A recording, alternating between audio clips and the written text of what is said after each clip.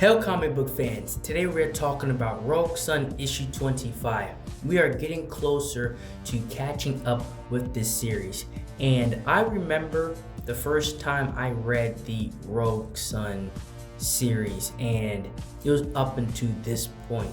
And honestly, after this issue, I wanted to toss the comic book at the wall. You're going to see why throughout this entire issue. And if you guys are enjoying these videos, like, share, and subscribe for more. I'm going to be talking about a lot more comics this year. Now, this issue, it starts off pretty normal. Now, this is the start of a brand new series. This is the start to a brand new arc within the Rogue Sun. And he's just beating up these regular bad guys that's trying to, rob and get money. The typical, street level criminals. And as that is happening, Dylan and his father obviously still going back and forth. Nothing's changed between them.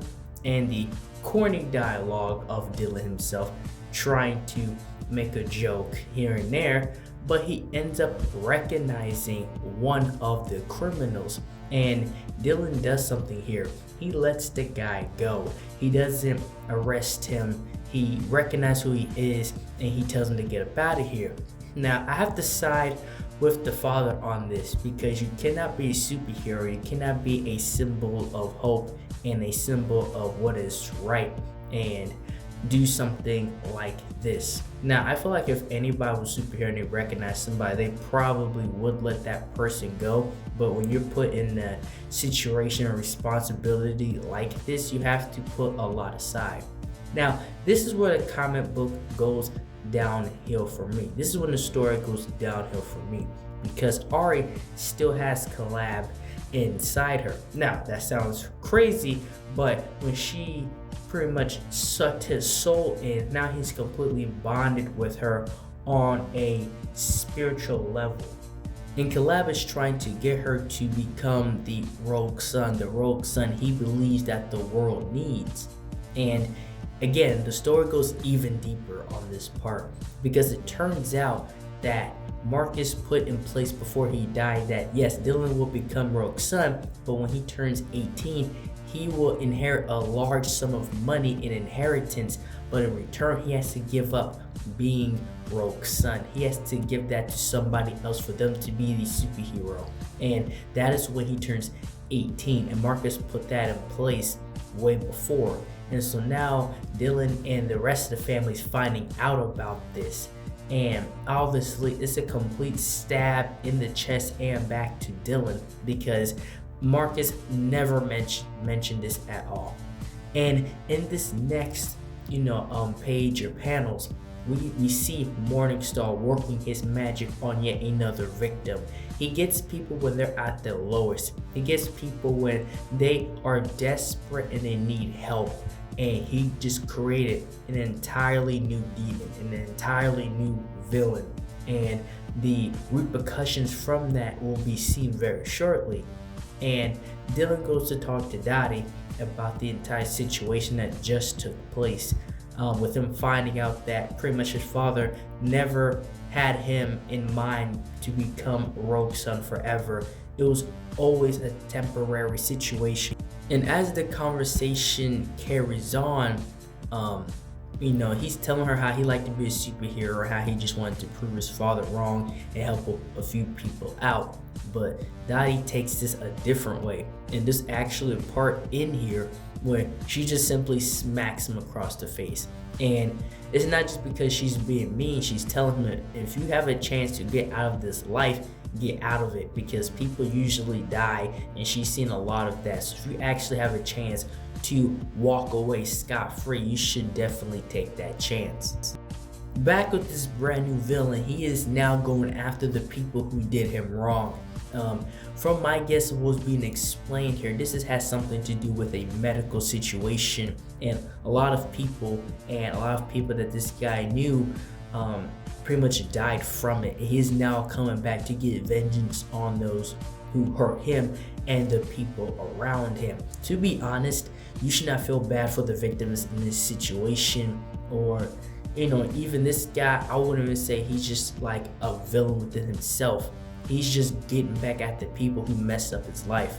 But again, Rogue Sun comes in because, again, this is a pawn of Morningstar. He really doesn't care about this guy as an individual. He's using him as a pawn in his overall plan. And they get into this fight, and obviously Rogue Sun, that he's not equipped to deal with this situation at first. And as they're fighting, that's when Marcus reappears.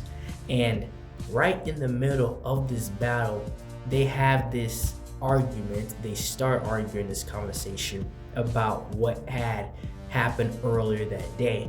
Dylan tells him, like, you never, had me as being Rogue Sun forever. This was always a temporary thing. I was just the placeholder for whoever you really wanted to become Rogue Sun. And as they're in the midst of this battle, another Rogue Sun comes out of nowhere.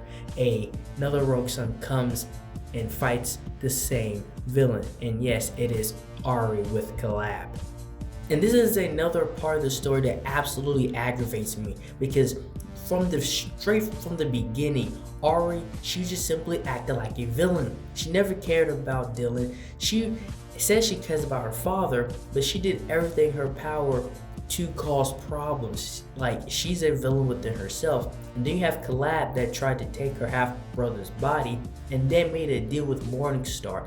These are two villains. There's nothing about these people that even show some goodness, or you can even put in your mind like maybe they're good guys. These are two evil people. And as the fight is over, Dylan comes over, and that's when she just simply reveals herself on who she really is. And then after she reveals who she really is, then she just dips out. And from between Marcus having Dylan as a placeholder to becoming Rogue Sun, and the family dynamic, and now we have Ahri, I guess, becoming another Rogue Sun along with Calab, these two horrible people. It's like, again, I want to throw this book at the wall because I'm not even sure what I am reading right now. Everything is so dysfunctional. Like, if you want to, this is not a superhero comic book series. This is a family dynamic that's absolutely horrible in the fashion of a comic book, because there's no heroics in here. It's just the bad, the worst, and the ugly. And that's what all these people represent. There's nobody in this series that is, just good, right? Just pure. Nobody. Towards the ending of this issue, we hear Dylan talking with somebody. And at first, we really don't know who it is. And we see Dottie leaving, so now we know he's in the jewelry store. Who is he talking to in the jewelry store? He's talking to his mother. Yes, he broke his mother out. He has realigned with his mother, which was the murderer of his father in the first place, and she lost her absolute mind. So now he's gone from a superhero to a villain in this series. And that's all I have to say. Thank you guys for watching this video. Like, share, comment, and subscribe. And thank you for watching.